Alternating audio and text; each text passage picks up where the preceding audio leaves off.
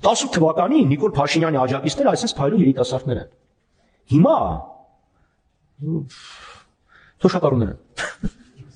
Ավել բան չխոսեմ, դա ավել բան չխոսեմ։ Մեծամասամբ թափած ատամներով։ Քոչարյանի քաղաքական քյավթառները հիմա էլ վիրավորում են մեր թոշակառուներին։ Այն որ այդ մարդիկ հնարավոր է մնացել են առանց ատամ, դա այդ նույն Քոչարյանի, այս նույն դաշնակների, այն Սերժիկ Սարգսյանի կառավարման արդյունքն է։